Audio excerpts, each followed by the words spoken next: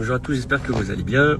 Parmi les actions qu'on peut mettre en place pour aider le peuple palestinien dans ce qui se passe actuellement, il y a évidemment les boycotts économiques. C'est le nerf de la guerre et c'est même pas un jeu de mots parce que ce qui se passe, c'est pas une guerre, c'est un génocide. Donc il faudrait qu'on adopte des gestes simples dans notre quotidien pour que le boycott soit efficace et généralisé. Je vais vous mettre une application ici qui s'appelle Boycott. C'est une application turque qui est assez simple à utiliser. Vous allez simplement quand vous faites vos courses, vous scannez le code barre, ça identifie rapidement la provenance du produit.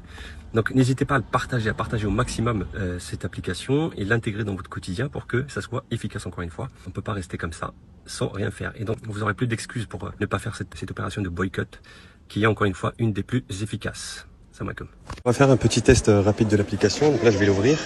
Je vais sélectionner les pays que j'ai envie de boycotter. Par exemple, Israël c'est par défaut et l'Allemagne. Je sélectionne et ensuite je clique sur le petit code barre et là je vais aller voir un produit, peu importe, par exemple celui-ci.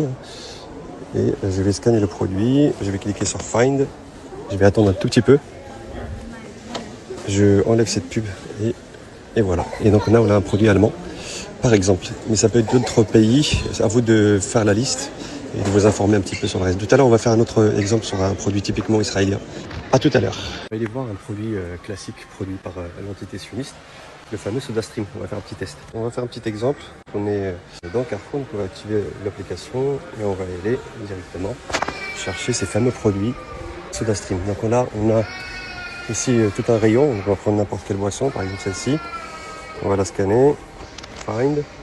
On va attendre un petit peu. Il y a évidemment une petite pub, donc on va la closer et là vous avez le résultat.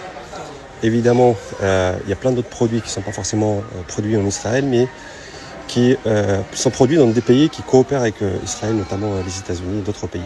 Même chose pour d'autres marques qui ne sont pas aussi forcément produites en Israël, mais qui financent des colonies, qui financent l'entité, notamment Starbucks, McDonald's. Et les produits que vous connaissez déjà. Voilà, j'espère que cette application sera utile pour tous. À bientôt.